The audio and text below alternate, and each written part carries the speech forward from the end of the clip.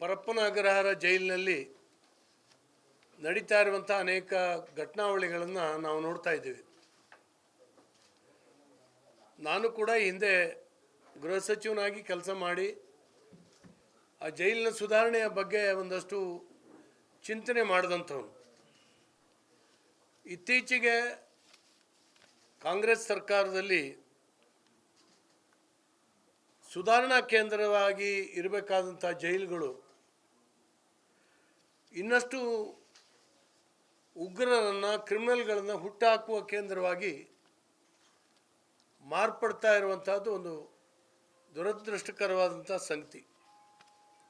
ಈ ಹಿನ್ನೆಲೆಯಲ್ಲಿ supreme court ಕೂಡ ಅನೇಕ ಸಾರಿ ಛೀಮಾರಿ ಹಾಕಿದೆ ನಮಗೆ. ಮೊನ್ನೆ ದಿನ ಉಗ್ರ ಕೃತ್ಯದಲ್ಲಿ ಭಾಗವಹಿಸಿರ್ತಕ್ಕಂಥವ್ರನ್ನ ಬಂಧಿಸಿಟ್ರೆ ಅವ್ರ ಕೈಗೆ ಮೊಬೈಲನ್ನು ಕೊಟ್ಟು ಅವರು ದೇಶ ವಿದೇಶದ ಜೊತೆಗಿನಲ್ಲಿ ವ್ಯವಹರಿಸುವಂಥ ದೃಶ್ಯವನ್ನು ನಾವು ನೋಡಿದ್ವಿ. ಹಲವು ಮಹಿಳೆಯರ ಮೇಲೆ ಅತ್ಯಾಚಾರ ಮಾಡಿ ಶಿಕ್ಷೆಗೊಳಗಾಗಿರ್ತಕ್ಕಂಥ ಉಮೇಶ್ ರೆಡ್ಡಿ ಬ್ಯಾರಕ್ಕಿಗೆ ಕಲರ್ ಟಿವಿಯನ್ನು ಹಾಕಿರ್ತಕ್ಕಂಥದ್ದನ್ನು ಕೂಡ ನೋಡಿದ್ವಿ ನಾವು.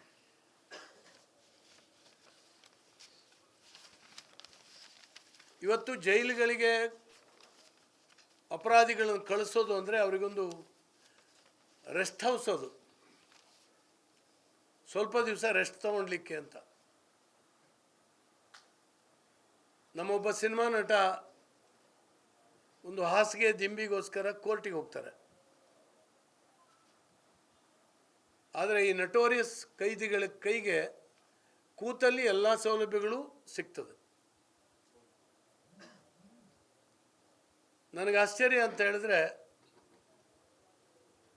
ನಾನು ಗೃಹ ಸಚಿವನಾಗಿದ್ದಾಗ ಜಾಮರ್ಗಳನ್ನು ಹಾಕಲಿಕ್ಕೆ ಹಣವನ್ನು ಇಟ್ಟು ಟೆಂಡರ್ ಕೂಡ ಕರೆದಿದ್ವಿ. ಯಾಕಂದರೆ ಅದನ್ನ ತಪ್ಪಿಸ್ಲಿಕ್ಕೆ ಆಗೋದಿಲ್ಲ. ಅದೇನಾಯಿತು ಅಂತೇಳಿ ಹೇಳಿ ಗೊತ್ತಿಲ್ಲ. ಜಾಮರ್ಗಳಿದ್ದರೆ ಅಲ್ಲಿಂದ ಫೋನ್ ಆ್ಯಕ್ಟ್ ಮಾಡಲ್ಲ.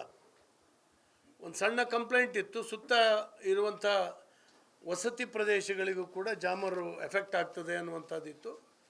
ಅದನ್ನು ಸರಿ ಮಾಡಲಿಕ್ಕೆ ಎಲ್ಲವೂ ಕೂಡ ವ್ಯವಸ್ಥೆ ಆಗಿತ್ತು. ಜಾಮರನ್ನ ಅಳವಡಿಸದೇ ಇರಲಿಕ್ಕೆ ಏನು ಕಾರಣ, ಯಾಕೆ ಆಗಲಿಲ್ಲ ಅಂತೇಳಿ ಹೇಳಿ ಸರ್ಕಾರ ಇವತ್ತು ಹೋಮ್ ಮಿನಿಸ್ಟ್ರು ಹೇಳಬೇಕು. ಅದಕ್ಕೆ ಹಿಂದೆ ಶಿವಮೊಗ್ಗ ಪ್ರಕರಣದಲ್ಲಿ ಇದ್ದಂಥ ಒಬ್ಬ ಕೈದಿಯ ಬ್ಯಾರಕ್ನಲ್ಲಿ ಅಲ್ಲಿ ಬಹಳ ಬಿರಿಯಾನಿ ಊಟ ಇದೆಲ್ಲವೂ ಕೂಡ ನಡೆದಾಗ ತುಂಬ ಗಲಾಟೆ ಆಗಿತ್ತು. ಆ ಸಂದರ್ಭದಲ್ಲಿ ಭಾಳ ಉಗ್ರವಾಗಿ ಕ್ರಮ ತಗೊಂಡಿದ್ವಿ ನಾವು.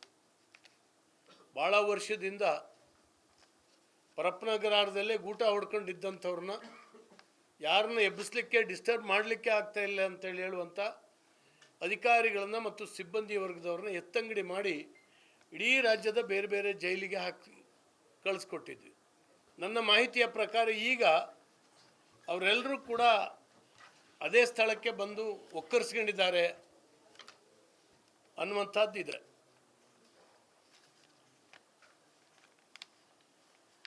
ಒಂದು ಕಾಯ್ದೆಯನ್ನು ಕೂಡ ನಾವು ತಂದಿದ್ವಿ. ಇಂಥ ಸಂದರ್ಭದಲ್ಲಿ ಸಿಕ್ಕಾಕೊಂಡ್ರೆ ಸಿಬ್ಬಂದಿಗೆ ಯಾವ ರೀತಿ ಶಿಕ್ಷೆ ಅಂತ ಆ ಕಾಯ್ದೆಯನ್ನು ಕೂಡ ನಾವೇ ಪಾಸ್ ಮಾಡಿದ್ವಿ. ಆದರೆ ಇವತ್ತು ಏನೂ ಆಗ್ತಾ ಇಲ್ಲ. ಭಾಳ ಜನ ನಟೋರಿಯಸ್ ದೇಶದ್ರೋಹದ ಆಪಾದನೆ ಮೇಲಿದ್ದಂಥವರಿಗೆ ಅಂತಾರಾಷ್ಟ್ರೀಯ ಖ್ಯಾತಿಯ ಆ ಅಪರಾಧಿಗಳನ್ನು ಇಟ್ಟಂಥ ಬ್ಯಾರಕ್ಕಿಗೆ ಹಿಂದಿನ ಸಾರಿ ಅಲ್ಲಿರುವಂಥ ವೈದ್ಯನೇ ಮೊಬೈಲ್ಗಳನ್ನು, ಸಿಮ್ಗಳನ್ನು ಸಪ್ಲೈ ಮಾಡಿರ್ತಕ್ಕಂಥದ್ದು ನಾವು ನೋಡಿದ್ದೀವಿ. ಇತ್ತೀಚೆಗೆ ಅವರು ಸಿಕ್ಕಾಕೊಂಡಿದ್ದಾರೆ. ಆದರೆ ಇದು ಅವ್ಯಾಹತವಾಗಿ ಮಂಗಳೂರು ಜೈಲು, ನಮ್ಮ ಬೆಳಗಾಂ, ಹಾಗೆ ಪರಪ್ಪನ ಅಗ್ರಹಾರ ಇಂಥ ಜೈಲುಗಳಲ್ಲಿ ಈ ಕೃತ್ಯಗಳು ನಡೀತಾನೆ ಇದ್ದಾವೆ. ಇದನ್ನು ಶಾಶ್ವತವಾಗಿ ತಪ್ಪಿಸದೇ ಹೋದರೆ, ಯಾಕೆಂದರೆ ಒಂದು ಅಪರಾಧಿ ಪ್ರಕರಣದಲ್ಲಿ ಒಳಗೋದವನಿಗೆ ಶಿಕ್ಷೆ ಸರಿಯಾಗಿ ಆಗದೆ ಹೋದರೆ ಸಮಾಜದಲ್ಲಿ ಈ ದುಷ್ಕೃತ್ಯಗಳನ್ನು ನಿರ್ಬಂಧ ಮಾಡಲಿಕ್ಕೆ ಸಾಧ್ಯನೇ ಆಗೋದಿಲ್ಲ. ಜೈಲು ಅಂದರೆ ಭಯ ಆಗಬೇಕು. ಜೈಲು ಅಂತ ಹೇಳಿದ್ರೆ ಇನ್ನು ನಾನು ಅಪರಾಧ ಮಾಡೋದಿಲ್ಲ ಅಂತೇಳಿ ಸಂಕಲ್ಪ ಮಾಡೋಂಗೆ ಆಗಬೇಕು.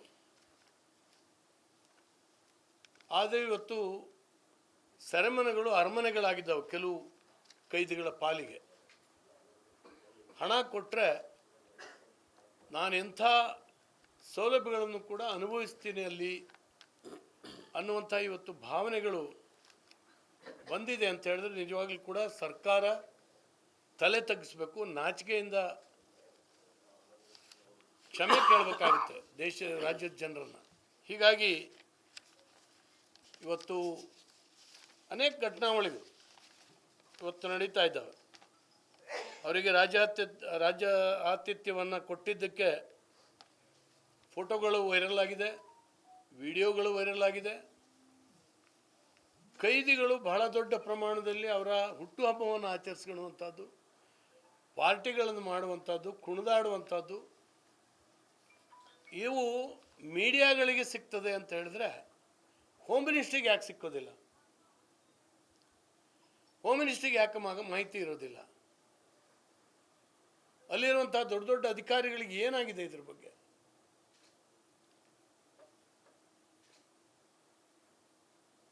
ಹೀಗಾಗಿ ವಿಚಿತ್ರ ಒಂದು ವಾತಾವರಣ ಸೃಷ್ಟಿಯಾಗಿದೆ ರಾಜ್ಯದಲ್ಲಿ. ಏನಾಗ್ತಾ ಇದೆ ಅಂತ ಹೊರಗಿರೋಕ್ಕಿಂತ ಜೈಲೊಳಗಿರೋದೇ ಸುಖ ಅಂತೇಳಿ ಹೇಳಿ ಜನಕ್ಕೊಂದ್ಸರಿ ಅನಿಸಿಬಿಟ್ರೆ ನಮ್ಮ ಲ್ಯಾಂಡ್ ಆರ್ಡರ್ ಸಿಚುಯೇಷನ್ ಏನಾಗ್ಬೋದು? ಇವೆಲ್ಲವನ್ನೂ ಕೂಡ ತಕ್ಷಣ ಗಮನಿಸಬೇಕು, ಅಂಥವ್ರಿಗೆ ಶಿಕ್ಷೆ ಆಗಬೇಕು. ಮತ್ತು ವಿಚಿತ್ರ ಅಂದರೆ ಇತ್ತೀಚಿನ ವರ್ಷದಲ್ಲಿ ಅಪಾಯಿಂಟ್ಮೆಂಟ್ ಆಗಲಿಲ್ಲ ಜೈಲು ಸಿಬ್ಬಂದಿ. ಇದ್ದವ್ರನ್ನೇ ಇಲ್ಲಿ ಅವನಿಗೆ ಇವನು ತೆಗೆದು ಇಲ್ಲಿ ಹಾಕೋದು, ಇವನು ತೆಗೆದು ಅಲ್ಲಿ ಹಾಕೋದು. ಒಂದು 10 ಜನ ಸಸ್ಪೆಂಡ್ ಆದರೆ ಅಲ್ಲಿ ಕೆಲಸಕ್ಕೆ ಜನ ಇಲ್ಲ. ಆ ಒತ್ತಡದಲ್ಲಿ ಅವನ್ನೇ ರೀಇನ್ಸ್ಟೇಟ್ ಮಾಡಿ ಮತ್ತೆ ಡ್ಯೂಟಿ ಕರೆಯೋದು, ಹೀಗೆ ಇದು ಆಗ್ತಾ ಇದೆ. ಹಾಗಾಗಿ ಅಲ್ಲಿರುವಂಥ ಸಜಾಬಂದಿಗಳಿಗಿಂತ ಅಲ್ಲಿರುವಂಥ ನೌಕರರು ಮತ್ತು ಅಧಿಕಾರಿಗಳನ್ನೇ ನಿಜವಾಗ್ಲೂ ಆ ಸೆಲ್ಗಳಲ್ಲಿ ಇಡುವಂಥವರೇ ಅಲ್ಲಿದ್ದಾರೆ. ಅನೇಕರು, ನಾನು ಎಲ್ಲರೂ ಅಂತ ಹೇಳೋದಿಲ್ಲ, ಅನೇಕರಿದ್ದಾರೆ. ಇವರಿಗೆ ಶಿಕ್ಷೆ ಆಗದೆ ಹೋದರೆ ಕೊಡೋ ಸಂಬಳದಲ್ಲಿ ಇವರು ಬದುಕಲಿಕ್ಕೆ ಆಗೋದಿಲ್ಲ ಅಂತೇಳಿ ಹೇಳಿ ಆ ಕೈದಿಗಳ ಕೈಗೆ ಏನೇನೋ ಸರಬರಾಜು ಮಾಡಿ ಇವರು ಬದುಕೋದಾದರೆ, ಅವರ ಹಣದಲ್ಲಿ ಬದುಕೋದಾದರೆ ಖಂಡಿತವಾಗೂ ಜೈಲುಗಳನ್ನು ಬಾಗಿಲು ಹಾಕಿಸ್ಬೇಕಾಗ್ತದೆ. ಇಂಥ ಒಂದು ಪರಿಸ್ಥಿತಿ ಇವತ್ತಿದೆ. ರಾಜ್ಯದಲ್ಲಿ ಕಾನೂನು ಸುವ್ಯವಸ್ಥೆ ಬಿದ್ದೋಗಿದೆ. ಗೃಹ ಇಲಾಖೆ ನಿಷ್ಕ್ರಿಯ ಆದಂಥ ಒಂದು ವಾತಾವರಣ ಇವತ್ತು ಸೃಷ್ಟಿಯಾಗಿದೆ.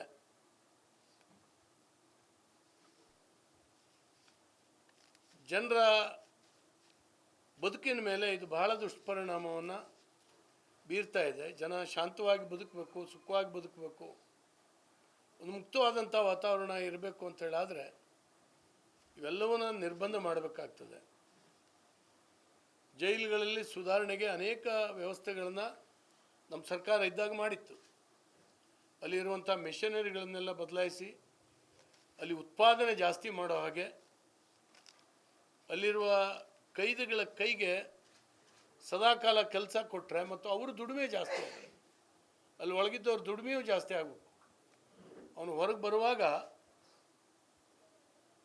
ಅವನೊಬ್ಬ ಅಪರಾಧಿ ಕೃತ್ಯದಲ್ಲಿ ಭಾಗವಹಿಸ್ದೇನೆ ನನ್ನ ಒಂದು ಮರ್ಯಾದಸ್ಥ ಜೀವನ, ಗೌರವಸ್ಥ ಜೀವನ ಮಾಡ್ತೀನಿ ಅನ್ನುವಂಥ ಭಾವನೆಯಿಂದ ಹೊರಗೆ ಬರಬೇಕು.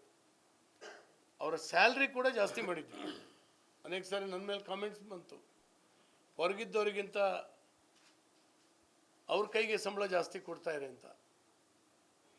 ಎಲ್ಲರ ಕೈಗೂ ಇಲ್ಲ, ಯಾರು ನೇಯ್ಗೆಯವರಿದ್ದಾರೆ, ಯಾರು ಹೊಲಿಗೆಯವರಿದ್ದಾರೆ, ಯಾರು ಬೇರೆ ಬೇರೆ ಈ ರೀತಿ ಒಳ್ಳೆಯ ಕೆಲಸಗಳನ್ನು ಮಾಡ್ತಾ ಇದ್ದಾರೆ, ಹೊರಗಡೆ ಅವ್ರ ಕೈಗೆ ಸಾವಿರಾರು ರೂಪಾಯಿ ಸಂಬಳ ಸಿಗ್ಬೋದು, ಅಲ್ಲಿ ಒಂದು 500 ರೂಪಾಯಿ ಆದರೂ ಮಿನಿಮಮ್ ವೇಜಸ್ ಸಿಕ್ಕಲಿ ಅಂತೇಳಿ ನಾವು ಒತ್ತು ಮಾಡಿದ್ವಿ.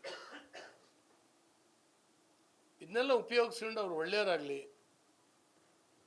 ಹಳೆಯ ಅವರ ಬದುಕನ್ನು ಮರೆತು ಹೊಸ ಬದುಕನ್ನು ಕಟ್ಕೊಂಡ್ಲಿ ಅಂತ. ಆದರೆ ಈ ಸರ್ಕಾರ ಇವತ್ತು ಜೈಲುಗಳ ಬಗ್ಗೆ, ಅದರ ಆಡಳಿತದ ಬಗ್ಗೆ ಗಮನವನ್ನೇ ಹರಿಸ್ದಾನೆ. ಅಲ್ಲಿರುವಂಥ ಅಧಿಕಾರಿಗಳು ಬೇಕಾಬಿಟ್ಟಿಯಾಗಿ ಕೆಲಸ ಮಾಡುವಂಥ ನಡವಳಿಕೆಯಿಂದಾಗಿ ಇಂಥ ಕೃತ್ಯಗಳು ನಡೀತಾ ಇದ್ದಾವೆ. ನಾನು ಅದನ್ನು ಖಂಡಿಸ್ತೇನೆ. ತಕ್ಷಣ ಗೃಹ ಇಲಾಖೆ ಸಚಿವರು ಗಮನ ಕೊಟ್ಟು ಸರಿಯಾದ ರೀತಿ ಎನ್ಕ್ವೈರಿ ಇದ್ರ ಬಗ್ಗೆ ಆಗಿ ಇನ್ನು ಮುಂದೆ ಈ ಕೃತ್ಯಗಳು ನಡೆದಿದ್ದಾಗೆ ಏನೇನು ಜೈಲಲ್ಲಿ ಸುಧಾರಣೆಗಳನ್ನು ತರ್ಬೋದು. ಇವತ್ತು ಟೆಕ್ನಿಕಲಿ ಅನೇಕ ವಿಷಯಗಳು ಬಂದಿದ್ದಾವೆ. ಫೋನ್ ಉಪಯೋಗಿಸ್ದಿದ್ದು ಬಳಕೆ ಮಾಡದಿದ್ದ ಹಾಗೆ ಮಾಡುವಂಥದ್ದು ಇದೆ. CCTVಗಳನ್ನು ಹಾಕಿದ್ದೇವೆ, ಅದ್ರ ಫುಟೇಜನ್ನು ನೋಡೋಕ್ಕೆ ಯಾರಿಗೂ ಪುರ್ಸೋತಿಲ್ಲ. ಅಧಿಕಾರಿಗಳು ಒಳಗಡೆ ಹೋಗ್ತಾರೆ, CCTVನೂ ಇಲ್ಲ, ಅಲ್ಲಿ TV ಇಲ್ಲ, ಮಾಯ ಆಗ್ತದೆ. ಅವ್ರ ಬ್ಯಾರಕ್ಗಳಲ್ಲಿ ಫೋನ್ಗಳು ಮಾಯ ಆಗ್ತದೆ. ಇದು ಯಾರು ತಗೊಂಡು ಹೋಗ್ತಾರೆ, ಯಾರು ತಂದು ಇಡ್ತಾರೆ? ಭಾಳ ಹೊತ್ತಿನ ಕೆಲಸ ಅಲ್ಲ ಇದನ್ನ ಹಿಡಿಯೋದು. ಸರ್ಕಾರಕ್ಕೆ ಬದ್ಧತೆ ಇರಬೇಕು, ಆ ಕೆಲಸವನ್ನು ಮಾಡಬೇಕು ಅಂತೇಳಿ ಹೇಳಿ ಈ ಸಂದರ್ಭದಲ್ಲಿ ಒತ್ತಾಯಿಸ್ತೇನೆ. 23ರದ ವಿಡಿಯೋನೂ ಇದೆ, 25ರದ ವಿಡಿಯೋನೂ ಇದೆ. ಹಳೇದು ಮನೆ ಹಳೇದು ಇರ್ಬೋದು, ವಸ್ತು ಕೂಡ ಇದೆ. ಇದು ದಿನನಿತ್ಯ ನಡೀತಾ ಇದೆ, ದಿನನಿತ್ಯ. ಸಾರಿ, ಈ ಪರಂಪರೆ ನೀವು ಹೇಳೋದು ಸರಿ ಇದೆ, ನಾನು ಅದನ್ನ ಅಲ್ಲಗಳೆಯೋದಿಲ್ಲ. ನಮ್ಮ ಸರ್ಕಾರ ಇದ್ದಾಗಲೂ ಆಗಿತ್ತು. ಅದನ್ನು ಕಟ್ ಮಾಡಲಿಕ್ಕೆ ಪ್ರಾಮಾಣಿಕ ಪ್ರಯತ್ನ ನಡೀತದೆ ಅನ್ನುವಂಥದ್ದು ಮುಖ್ಯ ಆಗ್ತದೆ. ನಾವು ಮಾಡಿದ್ವಿ ಅವತ್ತು. ಸುಮಾರು 20 ಜನ ಅಂತೇಳಿ ಹೇಳಿ ನನಗೆ ನೆನಪು. ಅಷ್ಟು ಜನ ದೊಡ್ಡ ದೊಡ್ಡ ಅಧಿಕಾರಿಗಳನ್ನು ಹುದ್ದೆಯಲ್ಲಿದ್ದಂಥ ಅಧಿಕಾರಿ ಮತ್ತು ಕೆಲವು ಸಿಬ್ಬಂದಿ ಎತ್ತಂಗಡಿ ಮಾಡಿದ್ವಿ. ಅದು ಮುಖಾಮುಲಾಜ್ ನೋಡಲಿಲ್ಲ. ಸುಮಾರು 6 ಜನರನ್ನು ಸಸ್ಪೆಂಡ್ ಮಾಡಿದ್ವಿ ಆ ಸಂದರ್ಭದಲ್ಲಿ. ಆ ಸೆಕ್ಯೂರಿಟಿನಲ್ಲಿ ಗೇಟ್ನಲ್ಲಿ ಆ ರೀತಿ ಅವ್ರನ್ನ ಬೇರೆ ಚೇಂಜ್ ಮಾಡಿತ್ತು. ಅದೇನಾಗ್ತದೆ, 24 ಗಂಟೆ ಒಟ್ಟಿಗೆ ಇರ್ತಾರೆ ಎಲ್ಲರೂ. ಆಮೇಲೆ ಹೊಸ್ತರಲ್ಲಿ ಸ್ವಲ್ಪ ಕಂಟ್ರೋಲ್ ಆಗುತ್ತೆ, ಆಮೇಲೆ ವ್ಯವಹಾರಗಳು ಶುರು ಆಗುತ್ತೆ. ಈಗ ಅನೇಕ ಬೇರೆ ಬೇರೆ ವಿಧಾನಗಳು ಬಂದಿದ್ದಾವೆ. ನಾವು ಅದನ್ನು ಸುಧಾರಣೆ ಮಾಡೋದು ಹೇಗೆ ಅಂತೇಳಿ ಹೇಳಿ ಒಂದಷ್ಟು ಪ್ರಾಮಾಣಿಕವಾಗಿ ಚಿಂತನೆ ಮಾಡಿದ್ರೆ ಖಂಡಿತವಾಗಿ ಇವೆಲ್ಲ ಕಂಟ್ರೋಲ್ ಆಗ್ತದೆ. ಅದು ಸರಿ ಇದೆ. ನಮ್ಮ ಎಲ್ಲ ಜೈಲುಗಳು ಕೂಡ ಕೆಪಾಸಿಟಿಗಿಂತ ಜಾಸ್ತಿ ಅಲ್ಲಿ ವಸತಿ ಇದನ್ನ ಕೈದಿಗಳನ್ನ ಇಡುವಂಥ ಒಂದು ಕೆಲಸ ಆಗಿದೆ. ಅದು ಕೂಡ ಬೇರೆ ಬೇರೆ ಈಗ ಹೈಟೆಕ್ ಜೈಲು ಇಲ್ಲಿ ಮಾಡ್ತಾ ಇದ್ದೀವಲ್ಲ, ನಾವಿದ್ದಾಗಲೇ ಸ್ಯಾಂಕ್ಷನ್ ಮಾಡಿ ಟೆಂಡ್ರೆಲ್ಲ ಆಹ್ವಾನ ಮಾಡಿತ್ತು ಶಿವಮೊಗ್ಗದಲ್ಲಿ. ಇಂಥ ನಟೋರಿಯಸ್ ಕೈದಿಗಳನ್ನು ಇಡ್ಲಿಕ್ಕಾಗಿ ಒಂದು ಹೈಟೆಕ್ ಜೈಲು ಶಿವಮೊಗ್ಗದಲ್ಲಿ ಆಗ್ತಾಯಿದೆ. ಮಾಡಬೇಕಾ? ಒಂದು 100 ಕೋಟಿ ಕೇಂದ್ರ ಸರ್ಕಾರದ ಪೂರ್ಣ ಇದರಲ್ಲಿ ಇದನ್ನ ಮಾಡಿಸ್ತಾ ಇದ್ದೀವಿ. ಆದರೆ ಬೇಗ ಆಗಬೇಕು, ಇವೆಲ್ಲವೂ ಆಗಬೇಕು, ಗಮನ ಕೊಡಬೇಕು. ಜೈಲು ಅಂದರೆ ನೆಗ್ಲೆಕ್ಟೆಡ್ ಒಂದು ಇಲಾಖೆ ಅನ್ನುವಂಥ ಒಂದು ಭಾವನೆ ಏನು ನಿರ್ಮಾಣ ಆಗಿದೆ, ಅದು ಹೋಗಬೇಕು. ಅದು ನಿಜವಾಗ್ಲೂ ಕೂಡ ಬದ್ಧತೆಯಿಂದ ಅಲ್ಲಿ ಜೈಲನ್ನು ಸುಧಾರಣೆ ಮಾಡೋ ಬಗ್ಗೆ ಕ್ರಮ ತಗೊಂಡು